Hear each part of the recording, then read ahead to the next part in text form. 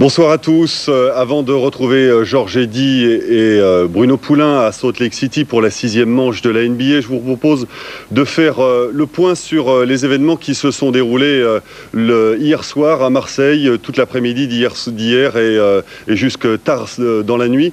Alors, Grégoire Margoton et Charles Champin étaient sur place et ont suivi tout ça.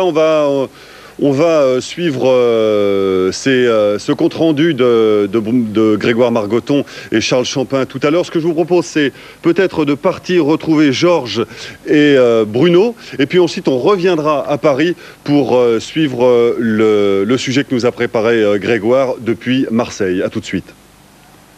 Bonsoir, personne ne s'attendait vraiment à se retrouver aujourd'hui à Salt Lake City pour ce 6e match de la finale. Mais Karl Malone et les Jazz en ont décidé autrement en réussissant un véritable exploit en allant gagner à Chicago, en venant gâcher la fête de Michael Jordan sur la route d'un 6e titre. Aujourd'hui, les deux équipes sont à 3 victoires à 2 en faveur de Chicago. Les Jazz sont obligés de s'imposer pour égaliser à 3 partout, Georges. Oui, Chicago a eu besoin de ranger le champagne. La fête a été gâchée. Jerry Sloan et les Jazz sont super contents. Mais attention, Chicago reste dangereux à l'extérieur en finale NBA. Ils ont gagné 11 fois avec seulement 6 défaites. Ils sont allés gagner le titre à l'extérieur en 91 chez les Lakers dans Los Angeles et en 93 chez les Suns de Phoenix. Michael Jordan considère que l'équipe de Chicago est parfois plus solidaire et plus concentrée à l'extérieur parce qu'il n'y a pas la circulation de la ville de Chicago, pas de billets à trouver pour la famille et tous ces problèmes-là. Oui, mais il faut savoir quand même que les Jazz sont totalement libérés. Karl Malone a été fabuleux et aujourd'hui dans sa salle, il espère bien pouvoir refaire une performance du même tonneau devant son public dans une ambiance que l'on sait extraordinaire, et on sait que les Jazz n'ont plus le choix, il faut gagner aujourd'hui. Oui, mais Malone ajoute que tout ne dépend pas de moi et de ma performance, c'est toujours un travail d'équipe et il va falloir trouver d'autres scores parce qu'il n'y a que Malone et Antoine Carr qui ont marqué plus de 10 points dans le match. Peut-être Russell et Hornacek qui ont bien défendu peuvent apporter un peu plus en attaque. Les Bulls de Chicago n'ont pas été très adroits dans cette finale. Écoutez l'ambiance, ça va être difficile d'être adroit ce soir pour les Bulls. Pippen et Michael Jordan ont raté complètement leur match, mais peut-être il va falloir jouer un peu plus sur Kukoc ce soir. La clé de savoir si Tony Kukoc est capable de réaliser plusieurs matchs de suite à 30 points, bon peut-être même à 20 points ça irait très bien. C'est vrai que Tony Kukoc a été monstrueusement décisif, mais ça n'a pas suffi pour empêcher les Jazz. On revoit le festival de Karl Malone d'empêcher les Jazz de remporter un match explosif à Chicago. Oui, Karl Malone a fait son meilleur match des playoffs cette saison avec 39 points et un excellent pourcentage de réussite pour ramener la finale ici dans le Delta Center de Salt Lake City. J'ai croisé Michael Jordan dans les couloirs tout à l'heure. Il avait son visage très déterminé, très sérieux, très concentré. C'est comme ça que l'équipe de Chicago a déjà remporté pas mal de victoires à l'extérieur dans les dernières finales NBA. On ne l'a pas encore rappelé, mais il ne faut pas oublier que c'est peut-être toujours le dernier match de Michael Jordan. Maintenant, à chaque fois que la finale va se poursuivre, on va redire ça. Mais c'est vrai, Michael Jordan peut très bien, s'il gagne aujourd'hui, mettre un terme à sa carrière. Alors il faut savourer ces moments. Il faut savourer ce match dans cette salle du Delta Center où Chicago a perdu le premier match après prolongation, a remporté le deuxième avant de retourner au United Center. Oui, donc Chicago avec Pippen et Jordan a déjà gagné dans cette salle en finale cette saison. Et John Stockton est là. Vous voyez 25 passes décisives sur les deux derniers matchs, c'était de 13 et 12. Stockton voudrait, avec toute son équipe, jouer un 7e match mercredi pour décider le titre. Et bien sûr, ils ont gagné le droit de jouer ce match décisif à la maison et ont battu les Bulls 2 fois en saison régulière sur 2 matchs. Ouais, John Stockton qui revient lui aussi en forme au bon moment, même si au niveau des points il est encore un petit peu en dessous de sa moyenne. Mais au niveau des passes décisives, il s'est vraiment affirmé maintenant comme le vrai patron, celui que l'on connaissait après un début de finale un petit peu décevant. Le premier match avait été très bon et ensuite il avait eu un petit coup de barre, John Stockton. Steve Kerr, lui, a marqué 2 paniers à 3 points très importants en 4e quart-temps pour permettre aux Bulls de rêver, de faire la fête dans la ville de Chicago. Brian Russell a un peu gâché cette fête avec sa défense extraordinaire sur Michael Jordan, qui n'a réussi que 9 sur 26 au tir, un très mauvais pourcentage pour le meilleur joueur de la planète. Russell n'a pas été très bon en attaque, on l'a dit tout à l'heure, mais sa défense sur Jordan a été excellente. Et d'ailleurs, Hornacek a beaucoup plus défendu sur Pippen par rapport au match précédent. Encore des changements dans la tactique de Jerry Sloan. Ouais, Brian Russell a quand même été l'auteur d'un panier à 3 points exceptionnel. Antoine Carr, lui, a réussi le match quasiment parfait. Il est sorti du banc pour marquer 12 points avec un excellent pourcentage au tir, 5 sur 6, plus 2 lancers francs sur 2. Donc Antoine Carr a été décisif. On sait que Jerry Sloan, depuis le début de la série, cherche les intérieurs entre Foster, Ostertag, Keefe ou Antoine Carr. C'est vrai que pour l'instant, celui qui a le mieux réussi, c'est Antoine Carr. Mais à mon avis, Adam Keefe devrait toujours démarrer. Oui, mais c'est vrai qu'Antoine Carr verra son temps de jeu nettement augmenter après son 5 sur 6 au tir et 12 points dans le dernier match. Tony Kukoc a été le meilleur joueur sur le terrain avec Malone. 11 tirs réussis sur 13, 4 sur 6 à 3 points. 30 points, c'était carrément le meilleur match de sa carrière en playoff NBA. Et il fallait remonter en 95 pour trouver l'ancienne meilleure performance. 22 points de Kukoc, c'était face à Charlotte, je crois. Jeff Hornacek, qui espérons aura retrouvé des couleurs en attaque. Il a été petit bras pendant toute cette série finale. Il n'a fait qu'un seul bon match en attaque à 20 points, mais tous les autres, c'est en fait tellement usé dans cette défense qu'il a perdu son adresse et sa confiance, alors que c'est un joueur, même au lancer franc, il doutait Jeff Hornacek, alors que c'est un tireur de lancer franc exceptionnel normalement. Oui, le plus drôle, c'est que le lancer franc qu'il aurait dû manquer exprès, il a réussi, et auparavant, il avait manqué un tir qu'il aurait préféré marquer, mais bon, ça c'est pour la petite histoire de la fin de match, quand il restait qu'une seconde à jouer. Howard Eisley a un peu raté sa finale aussi par rapport à la saison dernière. Il n'a pas été très adroit les 3 derniers matchs.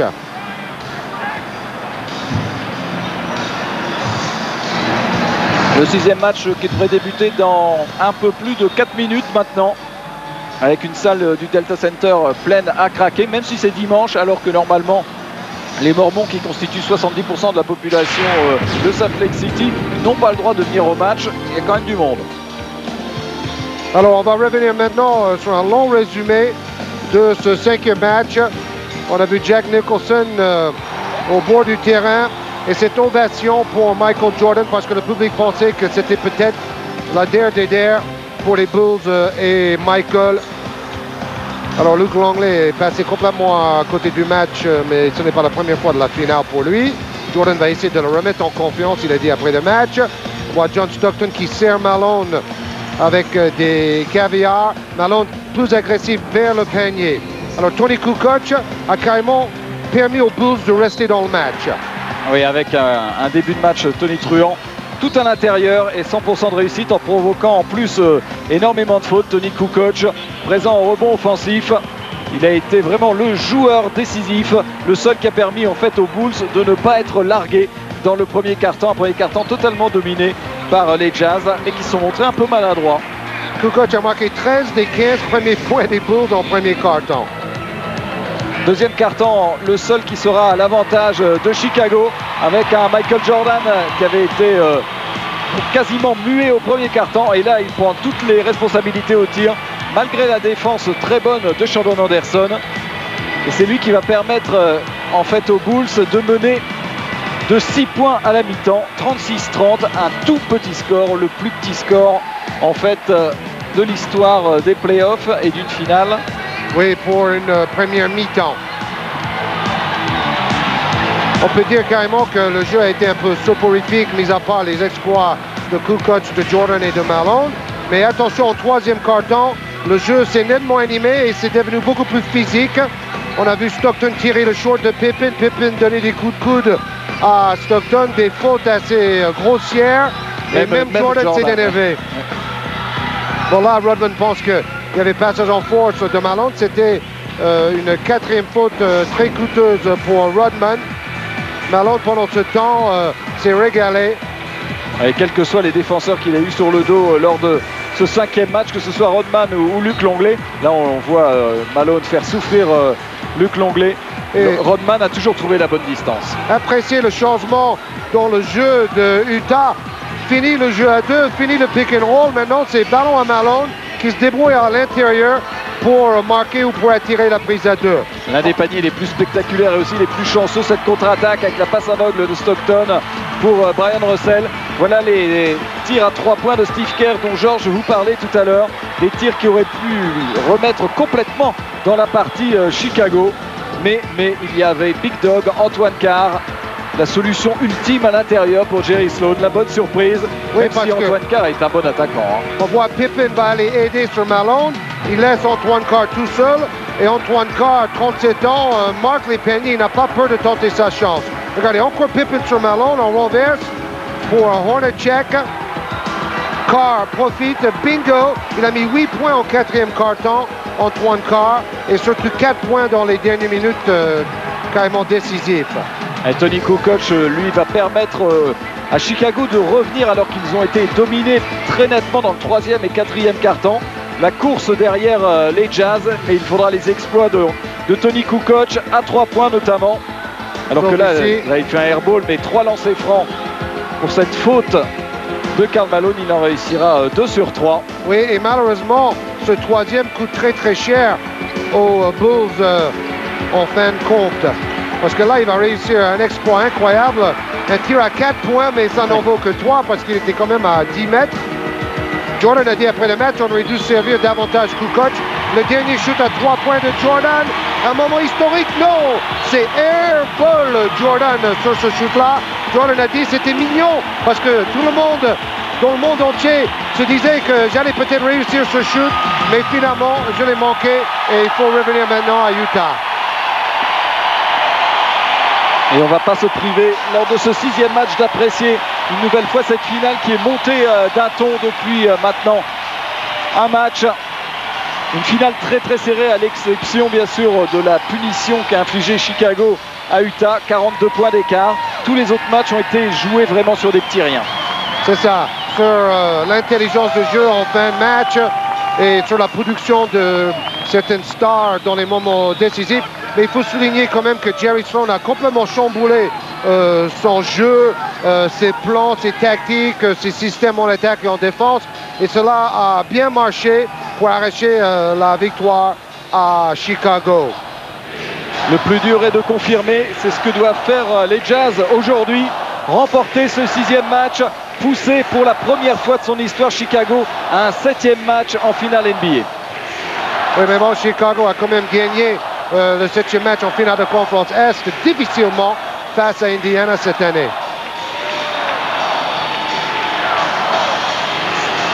La présentation des équipes va commencer. Le match devrait démarrer dans quoi? Dans moins de 3 minutes. On va commencer bien sûr par la présentation de l'équipe de Chicago. Good evening, ladies and gentlemen, and welcome to the Dallas Center for game number 6 of the NBA. Mais avant la présentation, on va tout de suite rejoindre Grégoire Margoton qui va faire un point sur les événements qui se sont déroulés à Marseille lors de la Coupe du Monde de football, bien sûr.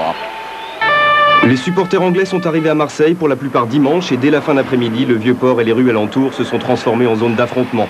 Charge de supporters sur les CRS, jet de gaz lacrymogène. Très vite, la violence envahit l'ensemble du périmètre et la tombée de la nuit aggrave encore une situation déjà explosive. Les plus agités sont interpellés et les pompiers évacuent de nombreux blessés, 40 au total. Le plus gravement touché est un supporter anglais, victime d'un coup de couteau à la gorge. Lui aussi a été évacué vers un hôpital de la cité phocéenne. Il faut une autorité civile pour qu'on grenade au moins. La présence policière ne calme rien, des projectiles volent de tous côtés et parfois juste derrière la caméra. Merci. Et puis certains commencent à parler, à expliquer comme d'habitude qu'une minorité des supporters anglais a débuté des échauffourées, malgré toutes les mises en garde, malgré la grande connaissance des autorités européennes du phénomène hooligan. La violence n'a pu être évitée, c'est un Anglais qui le dit en français. Commencé à emmerder un peu. Il y a 1000 Anglais, parmi les 30 000 qui sont là, qui sont des emmerdeurs. Et voilà quoi, et c'est eux qui sont responsables. Mais c'est pas tous les Anglais. Non, on n'a pas dit tous. Justement, on n'a pas mis tout le monde dans le même sac. À demain. Et bon match. Bon match, ouais. Exactement. Au total, 26 personnes étaient hospitalisées à 1 h du matin et sur le Vieux-Port, à la naissance de la Canebière, les casseurs avaient pris le relais. Le 22 juin, l'Angleterre joue à Toulouse, le 26 à Lens. Malheureusement, tout semble réuni pour que des incidents similaires s'y déroulent. Et on espère pourtant, bien sûr, ne plus voir ces scènes lors de cette Coupe du Monde de football qui avait pourtant si bien débuté. Nous revoici dans une ambiance nettement plus bon enfant. Plus bon enfant, oui, si on peut dire. Ici au Delta Center pour la présentation de l'équipe des Jazz. Toute la salle est debout pour l'entrée de Karl Malone. Très concentré, The Mailman. Tout le monde ici a rêvé en voyant son match à Chicago. Bonjour les frissons. Qui ne peut pas ressentir une certaine émotion avec ces cris assez impressionnants du public. On a vu Adam Keefe, donc confirmation dans le 5. John Stockton, lui aussi, follement applaudi comme Jeff Hornacek. Tout le public de Salt Lake City, en fait, a retrouvé confiance dans son équipe après avoir eu, disons, une petite impression négative à cause de la large défaite concédée à Chicago. Oui, l'énorme doute, on pourrait carrément dire. Oui. Vous voyez l'histoire des 5 matchs précédents avec le meilleur marqueur chaque fois, ou le joueur le plus important, si vous voulez. On voit que, par exemple, dans le 3e match, Utah n'a chuté qu'à 30% de réussite en réussissant le plus petit score de l'histoire de la NBA. Lors du match 4, c'était le duo Pippen-Jordan qui avait fait la différence, 62 points sur les 86 marqués par les Bulls lors de ce 4e match. Alors vous voyez, les Bulls ont gagné 4 de leurs 5 titres lors du 6e match. Voilà pourquoi on vous disait que Utah avait quand même une sacrée pression sur les épaules. Les 2 derniers titres ont été gagnés au 6e match contre Seattle et contre Utah par Chicago. Et je vous disais tout à l'heure que Chicago a gagné au 6e match à l'extérieur à Phoenix en 93. Wow! C'est vraiment une vacarme fabuleux et cela doit donner un maximum d'adrénaline aux joueurs d'Utah au maillot blanc pour démarrer ce match. Les 2 meilleures équipes de la NBA face à face, toutes les deux ont remporté 62 victoires en saison régulière. Avantage du terrain pour Utah. Utah obligé de s'imposer pour revenir à 3 partout dans cette série finale exceptionnelle.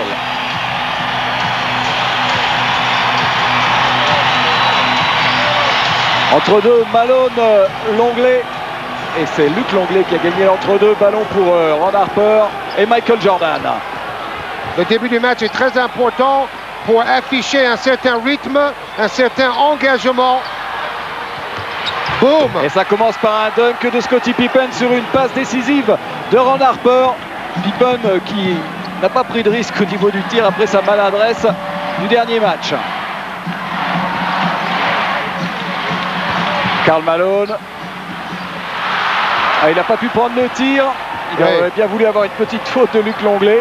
Oui, il a été déséquilibré. Mais c'est bon pour Luc Longley d'avoir fait douter d'entrée Malone. Tony Kukoc. Alors Ron Harper lui aussi doit prendre plus de tirs. Michael Jordan tire un petit peu court et rebond de Russell. Utah va imprimer un certain rythme. Ils vont vouloir jouer plus vite, fatiguer les Bulls comme ils ont fait dans la deuxième mi-temps du dernier match. Voilà la première attaque. Longley s'en était sorti. La deuxième, Karl Malone a fait la différence sur l'Australien. Oui, ça fait 2 fois que Malone réclame une faute à Dick Bavetta qu'on a vu autour de la piscine à l'hôtel tout à l'heure. Oh là là!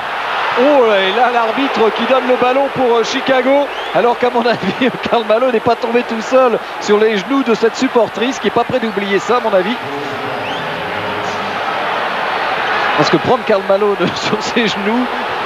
Oui, en plus il faut payer quelques milliers de dollars pour s'asseoir à cette place où on met sa vie en danger. Scottie Pippen qui ressort avec Ron Harper pour Tony Kukoc.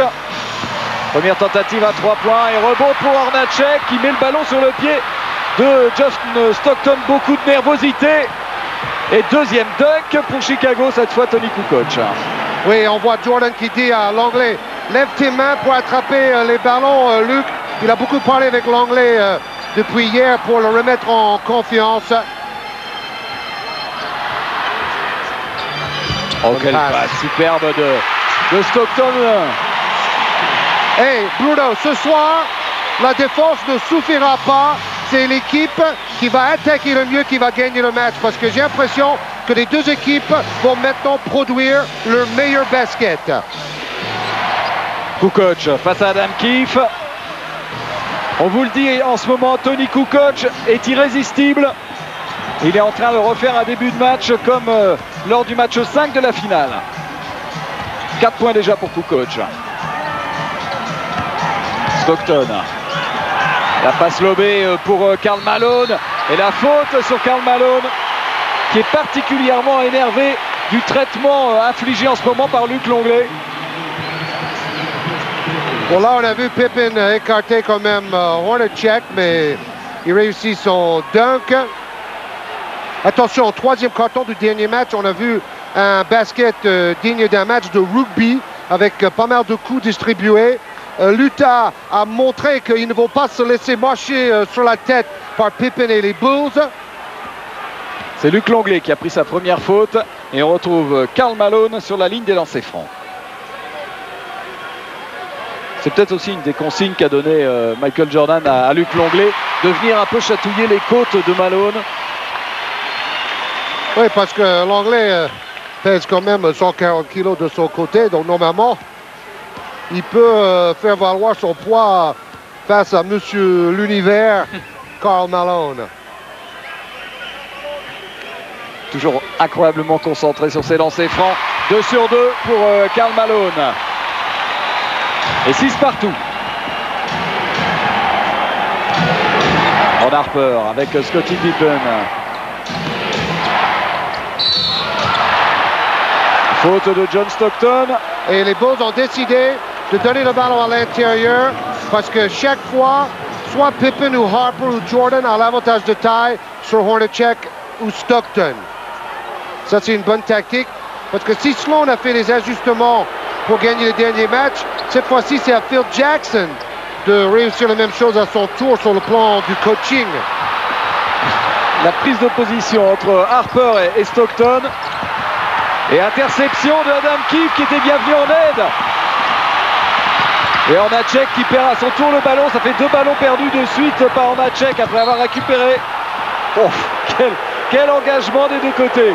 C'est rugby time comme au début de la deuxième mi-temps du dernier match. On pouvait s'y attendre. Chaque équipe veut afficher un visage de conquérant, un visage d'agresseur. Et souvent, l'équipe qui agresse l'adversaire, dans le bon sens du terme, est l'équipe qui va bénéficier de l'arbitrage. Et l'équipe qui subit est souvent l'équipe qui est défavorisée par l'arbitrage. Ron Harper au lancer franc. Marque son premier point, Ron Harper. Quelle intensité. Oui, à la limite, on se demande si il n'a pas fallu 3 ou 4 matchs pour que cette finale démarre réellement, Bruno. Oui, au début, on a eu des matchs très serrés au niveau du suspense. Il y avait tout ce qu'il fallait. Au niveau de la qualité du jeu, on n'était peut-être pas vraiment gâtés. Là, maintenant, c'est vraiment différent. 8-6. 2 points d'avance pour Chicago. Stockton. Quel duel entre Stockton et Harper. On a vu tout à l'heure la prise de position musclée entre les deux joueurs et ça continue. Maintenant, Pippen veut le ballon à l'intérieur sur Hornacek. 3 secondes. Sifflé par l'arbitre le plus haï de la ville de Chicago, Hugh Hollins. Et comme par hasard, c'est Pippen qui se voit siffler les 3 secondes. On voit la rapidité de Stockton face à Harper. Hornacek, bien défendu de la part de Michael Jordan. 5 ballons perdus déjà par les deux équipes. Et faute de Luc Longley. Deuxième faute pour l'Australien. Et pourquoi Karl Malone a attendu 5 matchs avant d'être agressif vers le cercle? C'est la grande question des journalistes et sans doute aussi de ses coéquipiers. De lui aussi, il doit se le demander. Tir manqué, rebond pour Luc Longley.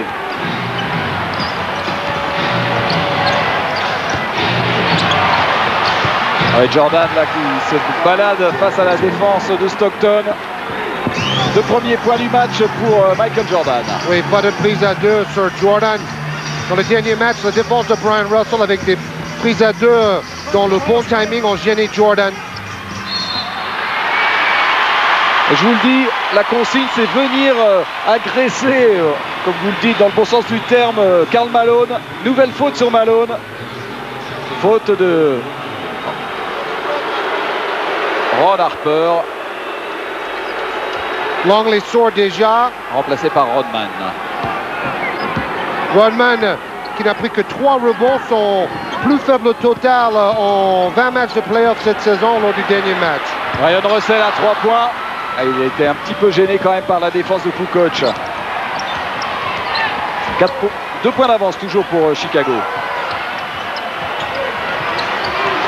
Pippen à l'intérieur. Sur Keith qui est plus grand que lui. Peu importe. Quel geste superbe de Scottie Pippen. Il veut se racheter de son horrible 2 sur 16 au tir, même s'il a été très bon dans les autres secteurs du jeu. 11 passes, 11 rebonds dans le dernier match. Allez, il faut que ça bouge pour Utah. Jeu à 2, classique, peu utilisé dans le dernier match. Écran de Malone et toujours de la maladresse à 3 points pour Utah.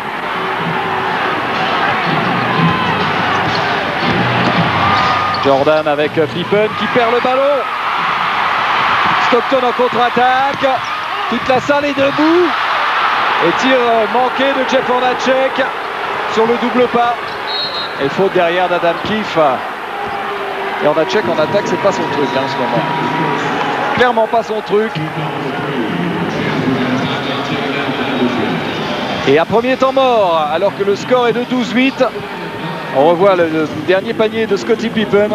Un super bras roulé grâce à ses bras très très longs. Il réussit à éviter Adam Keefe en défense qui est quand même plus grand que lui. Pippen veut jouer plus près du cercle, attaquer Larso au lieu de se contenter de balancer à 3 points, où il a été très maladroit dans le dernier match, 0 sur 7 à 3 points.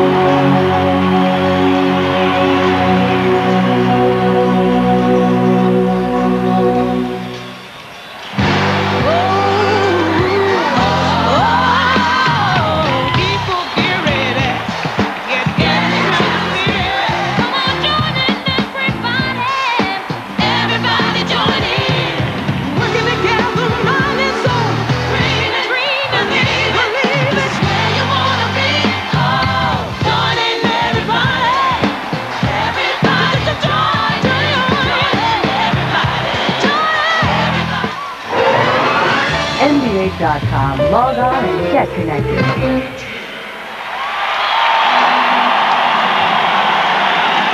Voilà, Scottie Pippen qui a peut-être perdu ses chances d'être MVP de la finale. Et c'est dommage avec son 2 sur 16 au shoot dans le dernier match. Et beaucoup de journalistes qui votent étaient fâchés avec lui parce que ça les oblige à revenir à Salt Lake City au lieu de rentrer chez eux, revoir leur famille. Ça veut dire qu'ils le rendent responsable de la défaite de Chicago. Alors que ça n'a quand même pas été le seul problème rencontré par les Bulls lors de ce 5e match. C'est reparti, il reste 6 minutes 18. Ron Harper. Oh, Rodman et Malone. Ça commence. Un petit croche-pied pour faire tomber Malone. Ballon touché du pied sur la passe de Stockton. Et vous voyez, au lieu de commencer en pick and roll, il donne le ballon tout de suite à Malone à l'intérieur. Là, on voit la bagarre à l'opposé entre Malone et Rodman. Malone a donné un coup de pied, Rodman a fait un croche-pied. Et ça fait 2 fois de suite sur ces passes lobées que Utah n'arrive pas à marquer. Faut dire, ça pousse dans la raquette. En ce moment, faut pas traîner par là. Il faut se protéger.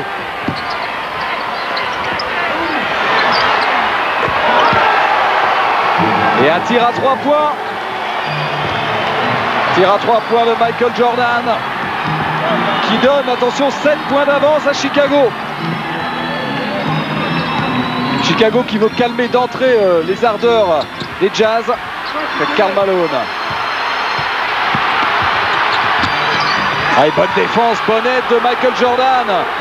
Ils étaient à 3 ou 4 sur Malone. Cette fois-ci, il aurait mieux fait de ressortir le ballon. Et il n'est pas loin de prendre une faute technique parce qu'il discute toutes les décisions des arbitres en ce moment. Tony Kukoc, il a pas osé prendre le tir à 3 points. Mais ouais, superbe pour Ron Harper. En ce moment, Chicago joue à la perfection. Et aligne les paniers 17-8. Demandé par Jerry Sloan. Beaucoup plus de lucidité. Regardez la défense de Jordan qui est venue en aide. Oui, et il a touché le ballon. Donc là, c'était vraiment une bonne défense collective sur Malone qui a forcé un peu. Oubli défensif des Jazz qui ont bien démarré le match, mais là, depuis 3-4 minutes, c'est un énorme passage à vide. C'est surtout une certaine maladresse en attaque, bien provoquée par la défense très mobile et très agressive de Chicago.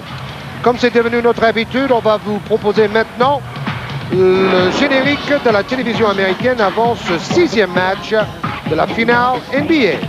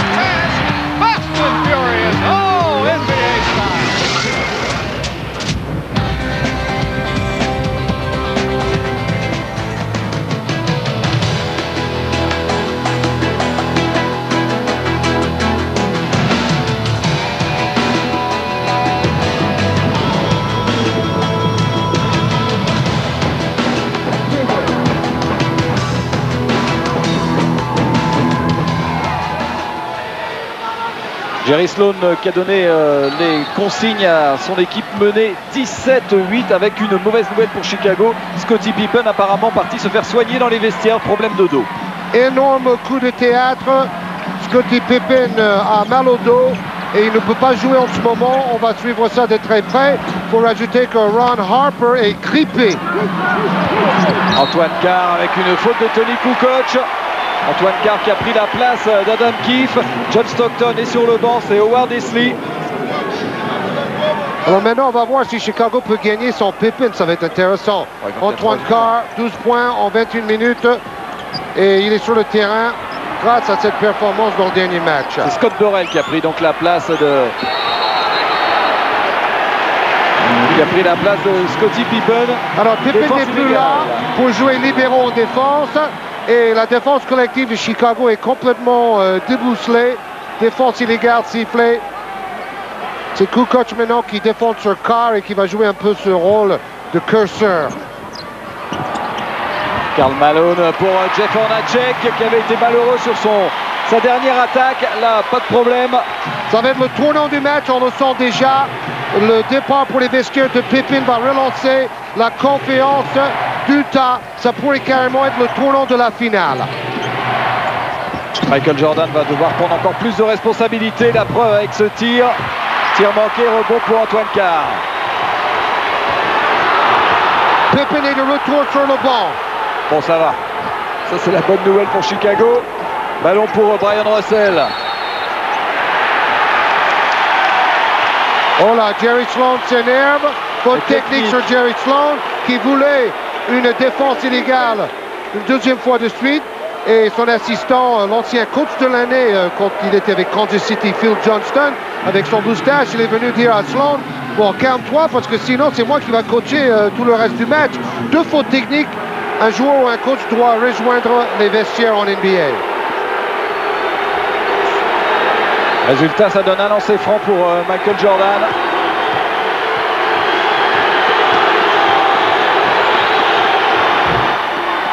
Ça a le don d'énerver le public. Qui était déjà un petit peu chaud quand même. Hein. Jerry Sloan qui a défié ses joueurs de retrouver leur orgueil avant le dernier match. Et là, on voit Kukoc et Malone qui se fritent maintenant. Il y avait une défense illégale qui a été sifflée. Et là, Jeff Hornacek se retrouve sur la ligne des lancers francs. C'est la deuxième défense illégale sifflée contre Chicago. En combien? Depuis la sortie de Pippen, en fait, en moins d'une minute. Oui, donc il a eu gain de cause, mais il a quand même pris une technique, Jerry Sloan. Et maintenant, il est obligé de se calmer. En fait, les lancers francs n'ont pas servi à grand-chose, un de chaque côté. Brian Russell. Et faute provoquée par Karl Malone. Faute de Dennis Rodman. Toujours ce duel. Alors une fois, ce sera Malone qui prendra la faute. Une fois, ça sera Rodman. Une fois, ça sera Longley. Bon, ça sera Rodman tant qu'il n'a pas les problèmes de faute qu'il a eu à la fin du dernier match. Et chaque fois que Rodman prend une faute, le public est debout pour le chambrer. Parce qu'il a souvent dit qu'il n'aime pas l'État d'Utah. Il n'aime pas les gens qui habitent dans l'État d'Utah. Pourtant, ils sont gentils. Hein. Mais Rodman est un peu spécial, je te signale. Ah bon? Karl Malone qui rate son premier lancer franc. Il reste 3,33 à jouer. Sur les playoffs, il est à 79% de réussite au lancer franc. 1 sur 2. Et voilà les Jazz qui sont revenus à 6 points.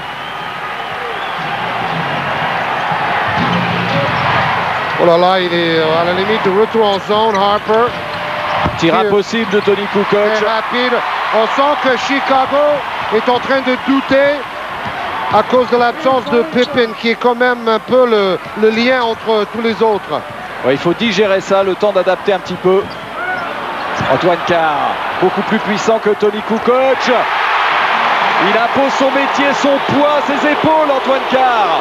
Jerry Sloan va regretter de ne pas avoir fait appel à Antoine Carr plus tôt dans cette finale NBA. Et Phil Jackson est obligé de demander un temps mort. Son équipe perd un peu les pédales depuis la sortie de Scottie Pippen. Et les Jazz sont revenus à 4 points. Regardez le dernier panier d'Antoine Carr. La différence de puissance entre les deux joueurs. Oui, Carr dit, je peux marquer contre n'importe qui si j'ai le ballon dans la raquette.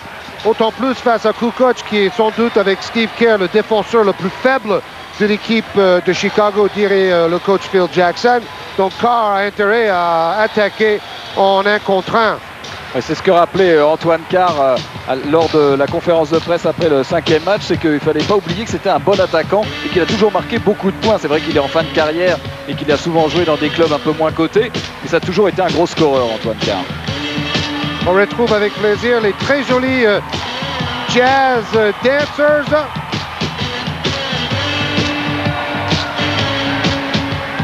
On vous les laisse apprécier.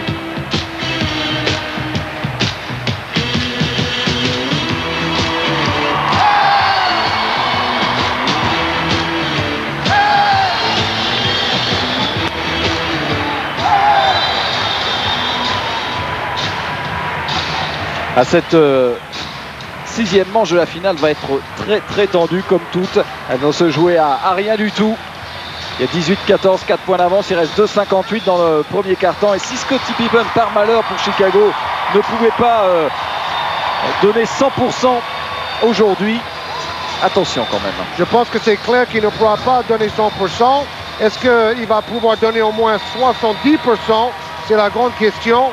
Pour le moment, il n'est pas de retour sur le terrain dans le 5 de Chicago. Sachez que beaucoup de monde aux États-Unis, pendant que Pippen parle avec le staff médical, il a très mal. Alors est-ce que justement Phil Jackson va avoir un choix certainement à faire? Est-ce qu'il va prendre le risque de faire jouer Scottie Pippen alors que même en cas de défaite il y aurait pratiquement 72 heures de repos avant le 7e match? C'est Pippen qui va décider. C'est Pippen qui, par rapport à sa douleur, va dire à Jackson, je peux jouer ou je ne peux pas jouer. Parce que même après des infiltrations, parce que c'est sans doute ce qu'il vient de subir, des antidouleurs en infiltration, on a l'impression qu'il ne peut pas se plier, ne peut pas se pencher. Jordan, c'est reparti face à Brian Russell. Aide d'Hornacek, Burrell qui n'a pas pu prendre le tir à 3 points. Et Russell qui intercepte. Scott Burrell va avoir un temps de jeu énorme. Bill Wennington est entré. Phil Jackson tente des trucs. Il est obligé. Il n'a pas le choix. Steve Kerr aussi est là sur le terrain. Et à mon avis, Jordan a besoin de marquer 45 points pour permettre à Chicago de gagner ce soir. Joli rebond de Burrell. Et ballon gagné par Utah. À l'arraché, Jordan s'est jeté sur le parquet. Et panier à 3 points d'Hornacek derrière. Le réveil dormi. Alors maintenant, ceux qui pensent que c'est Jordan le seul joueur essentiel des Bulls peuvent réfléchir. Scottie Pippen est aussi important que Jordan pour le succès des Bulls, c'est évident. Wennington avec Jordan. Qui ressort sur Burrell. Et avec une faute offensive. C'est la panique dans les rangs des champions au titre de Chicago. Alors est-ce que c'est une faute offensive ou c'est à 3 secondes dans la raquette? À mon avis c'est 3 secondes dans la raquette puisqu'aucun joueur... Oui, c'est 3 secondes. De toute manière, ballon à Utah, c'était 3 secondes. 4 ballons perdus de chaque côté. Wallesley. Il faut savoir que toute la salle est debout et que l'on ne voit pratiquement plus le terrain, ce qui peut expliquer quand même certaines choses. Karl Malone, incroyable. Tout se passe dans la tête. Maintenant, les Jazz sont totalement libérés. Je crois qu'ils viennent de leur mettre un 10-0. Première fois qu'Utah mène du match. Tir trop court de Michael Jordan, rebond de Rodman. Bill Wennington, c'est une de ses positions favorites. C'est un joueur qui a été peu utilisé, Wennington, parce qu'il est relativement faible en défense, mais il est très adroit à 4 mètres, on le sait. Oui, mais maintenant c'est en attaque que Chicago n'arrive pas à inscrire les paniers. C'est pour ça que Kerr et Wennington sont sur le terrain pour Phil Jackson.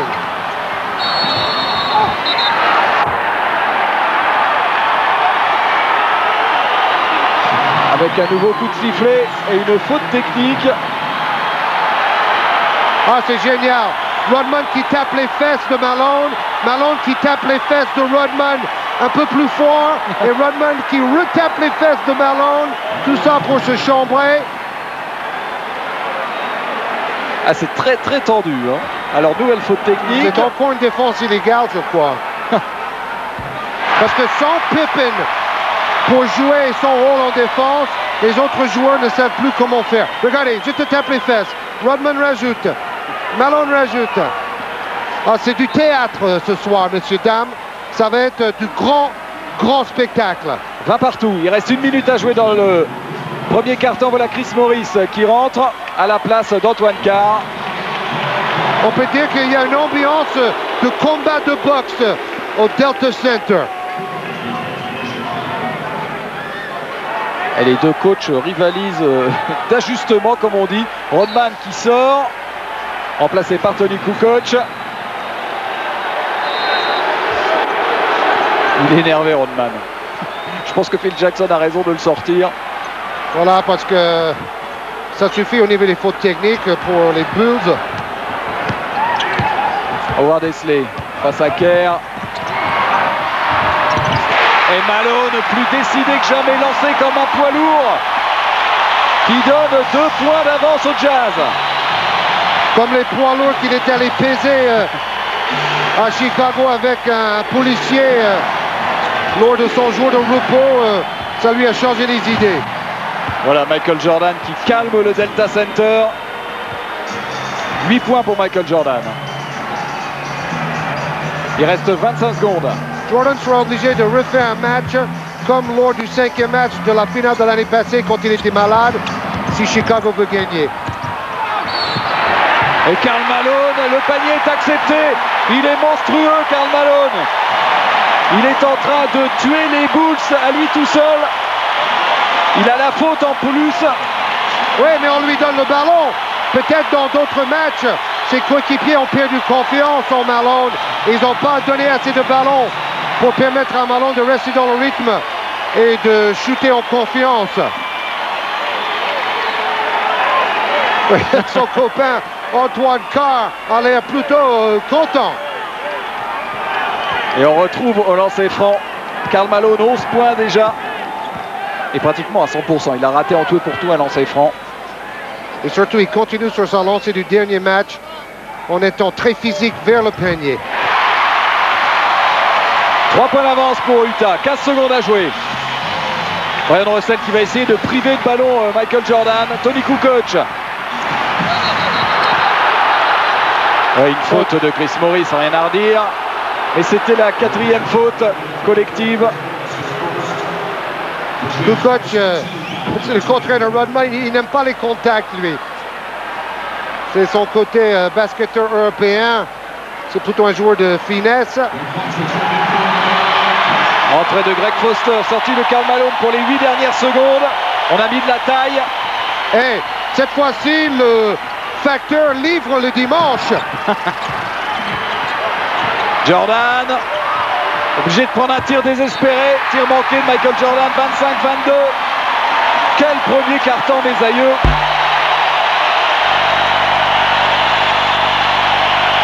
« 12 minutes énormes de Karl Malone, mais le coup dur, bien sûr, c'est la blessure de Scottie Pippen. Ça change tout. » Ces grimaces de Scottie Pippen font grimacer aussi toute la ville de Chicago. Alors que vous voyez là. Wow, quelle émotion, quel côté théâtral dans ce premier carton. Il s'est passé plein de choses. Il y a eu 8 points d'avance, je crois, en faveur de Chicago. Oui, 15-7. Et finalement, on se retrouve avec un avantage de 25-22, 3 points d'avance pour les Jazz. Michael Jordan, là, se retrouve un peu esselé. Il va falloir que Tony Kukoc élève son niveau de jeu. Il va falloir qu'à l'intérieur, ça se bouge, que Rodman marque des points, surtout si Scottie ne peut pas revenir. Oui, Jordan a intérêt à ne pas forcer, comme il a fait 2 ou 3 fois vers la fin de ce premier carton, parce qu'il y a quand même des prises à 2 ou des prises à 3 sur lui. Au départ, Jordan doit faire des passes à ses coéquipiers qui sont tout seuls, et ensuite le jeu va revenir vers lui, et là il peut faire un carton. Mais s'il force avec 2 ou 3 défenseurs sur le dos, là il va se fatiguer, il ne pourra pas marquer. Alors que la mascotte d'Utah va nous offrir un petit show comme il en a l'habitude. Le signe de croix, j'espère que le réalisateur va nous montrer ça, plutôt que de faire un plan large. Voilà, regardez ça, c'est amusant.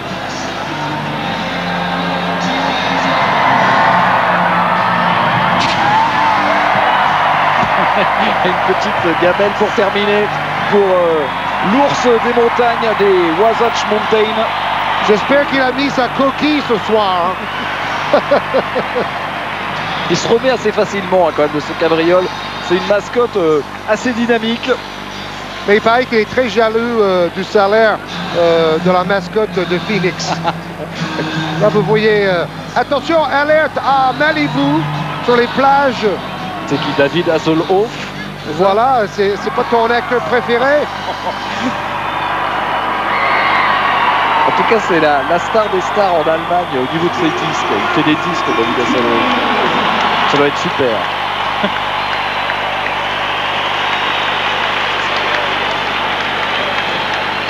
Malone face à Jordan.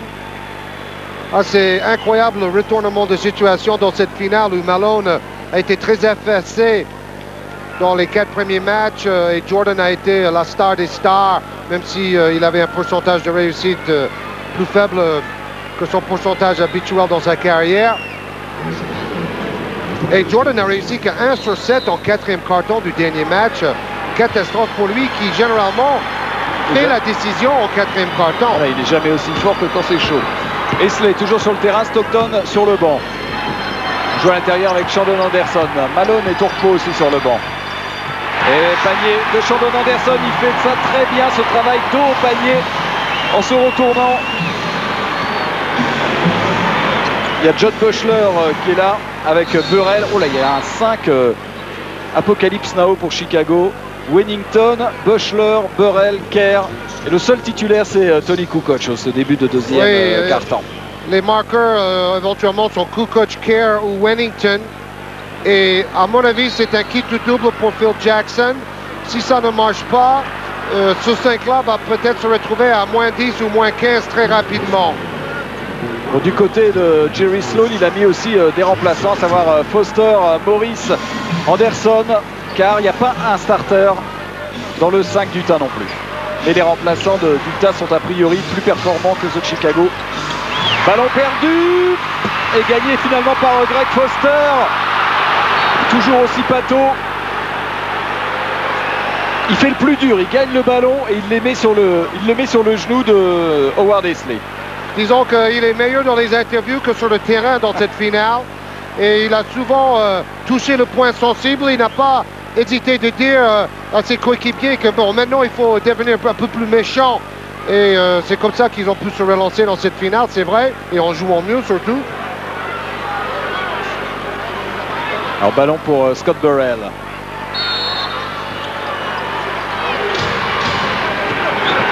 John Buechler, faut pas l'oublier, c'est un bon shooter à 3 points. Wennington. Marché de Bill Wennington face à Antoine Carr. Il va sortir Wennington parce qu'il a perdu 2 ballons de suite. On va remettre Dennis Rodman qui n'est pas une menace en attaque. Dennis Rodman est autrement plus mobile évidemment que Wennington est plus pénible en défense pour son adversaire. Esley.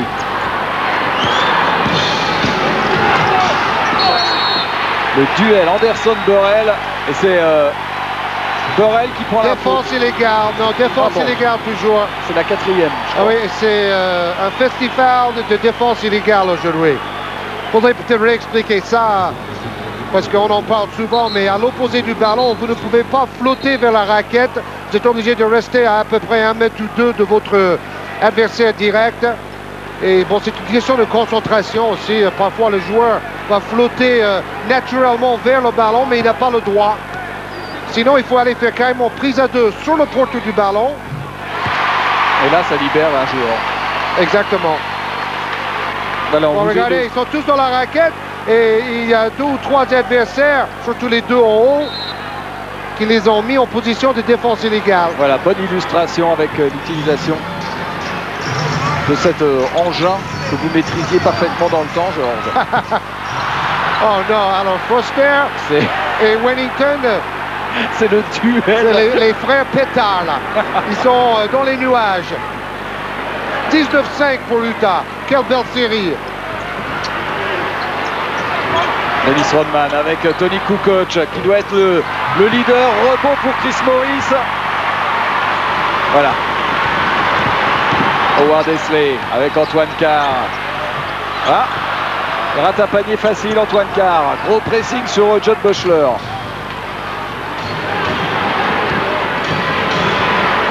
Bon, c'est 2-5 de remplaçant, on rivalise de maladresse pour le moment. Bonne passe. On vous l'a dit aussi depuis le début de cette finale, Dennis Rodman est un bon passeur. Est un excellent passeur. Alors, l'avantage de Rodman maintenant, c'est qu'il n'y a pas Malone sur le terrain, donc il va pouvoir se consacrer davantage au rebond. C'est Antoine Carr qui va être chargé un peu de venir lui chatouiller les côtes aussi. Oh, elle est haute cette balle, elle est sauvée quand même par Howard Eisley. Obligé de prendre un tir à 3 points. Oh, je pense qu'il est bon. Je pense qu'il était bon largement. Franchement, ce tir est parti avant le buzzer. Hein. Mais est-ce qu'il y a faute? Alors, les arbitres sont en train de se concerter. Regardez le chrono. Oui. Le ballon a quitté sa main avant que l'horloge passe à 0. Aucun doute. Donc, franchement, c'est carrément scandaleux. Il n'y a pas un autre mot. Je crois que Dick Bavetta, qui a sifflé ça, qui était à côté de moi à la piscine tout à l'heure. Un coup de soleil, non? Moi, j'étais en train de préparer mes fiches, bien sûr. Et il a pris un coup de soleil sur la tête et il ne sait plus où il en est, lui. Ouais, il a osé me siffler dans cette salle du Delta Center. Eisley, qui était malheureux au tir depuis 2 matchs, réussit un tir d'anthologie au buzzer comme il aime. Et ça ne marche pas. On va proposer maintenant une nouvelle fois. On revoit d'abord le tir de Eisley. Il monte et le ballon quitte sa main à ce moment-là. Regardez, ça n'a toujours pas bougé, hein, le chrono. Ça va bouger, on est encore un petit effort. Voilà. Donc c'est largement après. Erreur d'arbitrage, mais enfin bon. C'est pour ça qu'on ne cesse de le dire. Il y a bien des cas où la vidéo aiderait l'arbitrage. Oui, parce que ça, c'est vraiment une erreur énorme. C'est pas un petit truc. Hein. Oui, c'est 3 points. 3 points. Ils étaient en train d'enfoncer les Bulls dans leur cercueil. Et ça, c'est une grosse déception pour Eisley qui, en plus, ne fait pas une très bonne finale. Eisley, 0 points dans le dernier match, 5 points en moyenne pour un match. Alors, la comparaison des 3 joueurs les plus importants, entre guillemets, pour les Bulls, Jordan 8 points, Kukoc 6, Pippen 4, mais il ne joue plus. Et pour les Jazz, Malone 12, Hornacek 9 et John Stockton qui n'a joué que dans le premier quart-temps, 2 points. Oui, pour vous expliquer à tel point Pippen était déjà en train de réussir un bon match. En 7 minutes, il était à 4 points, 2 sur 2 au tir, 2 rebonds et 2 passes décisives. Donc même avec ce mal au lombaire, Pippen avait très bien démarré. Mais à force de sprinter et tout ça, le mal s'est réveillé et Pippen, pour le moment, à mon avis, a déclaré forfait. Voilà une vue aérienne de cette ville de Salt Lake City. Rien à voir évidemment avec les gratte-ciel de Chicago.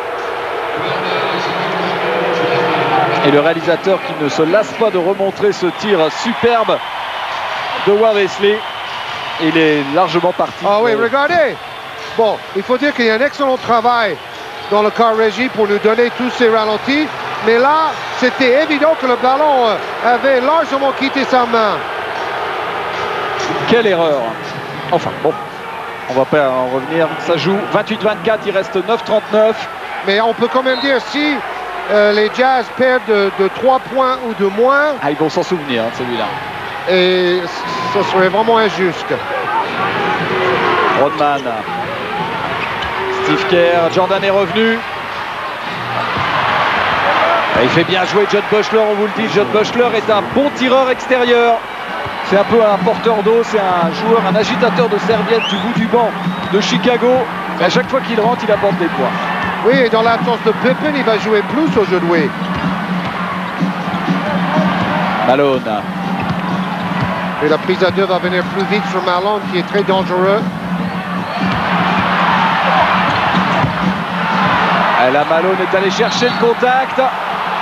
Manque un peu de lucidité. Et ballon pour Chicago. Ah, ça c'est durci, hein. Oui. C'était possible. Et Malone doit reconnaître quand il y a 3 ou 4 joueurs qui l'attendent dans la raquette, parce qu'il ne faut pas non plus foncer tête baissée dans le mur. Buechler avec Jordan, Luc Longley rentré.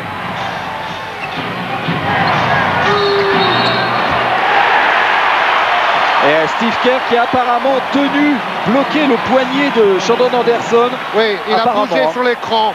C'est ce que Hugh Hollins a sifflé. Regardez. Il va bouger quand il donne le ballon à Jordan. Voilà. Donc en bougeant, il empêche Anderson de passer. Mais franchement, c'est un peu sévère quand même. Stockton. Là en ce moment les fautes tombent, hein. Les arbitres sont en train d'essayer de peut-être de calmer les défenses. C'est Buechler qui prend sa première faute. Oui, il y a une telle électricité dans la salle et sur le terrain. Ryan Russell avec Karl Malone. Maintenant c'est Rodman qui va jouer le rôle de Pippen en aide défensive. Marché de Karl Malone. Vous avez vu Rodman quitter Claire pour aller aider en défense. Bon, apparemment ce que dit Pippen ne va pas rejouer aujourd'hui. Ça c'est quand même, on l'a senti dès la sortie du terrain de Pippen, ça pouvait être un événement très important dans cette finale. Et si Chicago gagne aujourd'hui, ça sera un exploit encore plus grand. Ils étaient 3 pour prendre le rebond face au sol de Dennis Rodman. John Stockton, Antoine Carr dans sa position. Il est motivé comme jamais, Big Dog. Et le public il fait Dog, wouf wouf wouf wouf wouf wouf wouf. C'est à mourir de rire.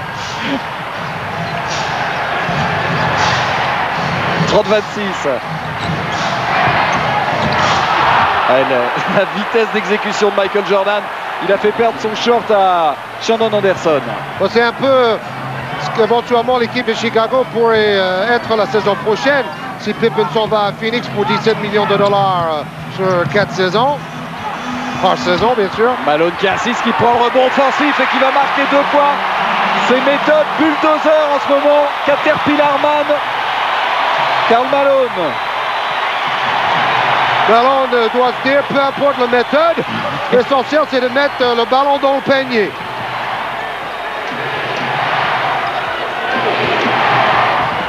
Jordan à 3 points tout seul. Boum. Deuxième panier à 3 points de Michael Jordan qui maintient à lui tout seul les Bulls, la tête hors de l'eau. Et avant cette rencontre, Jordan était à 7 sur 15 à 3 points dans la finale, beaucoup mieux qu'en saison régulière. Et là, collectivement à la perfection, Stockton pour Sheldon Anderson, un caviar pour Big Dog. Ça fait plusieurs séquences de très beaux jeux les deux côtés. Après les 4-5 coups de sifflet de tout à l'heure pour calmer tout le monde, là on rejoue au basket, 34-31. Oh, dribble dans l'eau de Jordan, Kukoc tout seul. Oh là là là là, on voit un gros match aujourd'hui. Aïe aïe aïe aïe aïe aïe aïe. On est déjà pratiquement au score qu'il y avait à la mi-temps de la dernière rencontre. Et il reste 6 minutes à jouer dans le deuxième quart-temps. Regardez le pourcentage de réussite, presque 60% pour Chicago, plus de 60% pour Utah. Rebond d'Antoine Carr avec une faute sur Carr. Rebond offensif après ce tir manqué de Karl Malone. Jordan garde le sourire et c'est un sourire ironique. Et c'est lui qui a pris la faute, Jordan. Alors qu'on revoit le dernier tir d'Antoine Carr temps mort. Il a déjà marqué 6 points. C'est le meilleur remplaçant pour le moment, Antoine Carr. Alors, est-ce qu'il y a faute? Ça, c'est le panier précédent. Là, c'est l'action collective entre Anderson et Antoine Carr. Le caviar d'Anderson pour Carr. 34-33 et nouveau temps mort, 5,52 à jouer. Et un petit peu de pom-pom. Non, un petit clip de la NBA.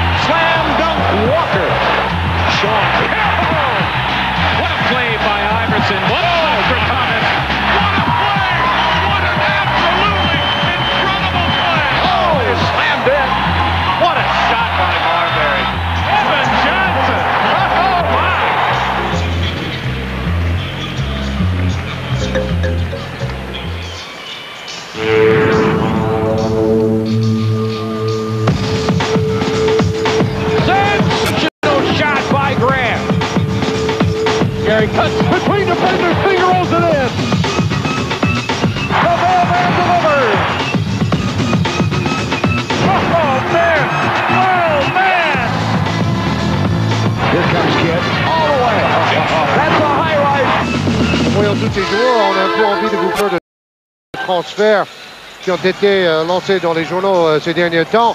Éventuellement, Chris Weber, qui n'a pas envie d'aller jouer avec Sacramento, pourrait être échangé aux Lakers pour Nick Van Exel et Eldon Campbell.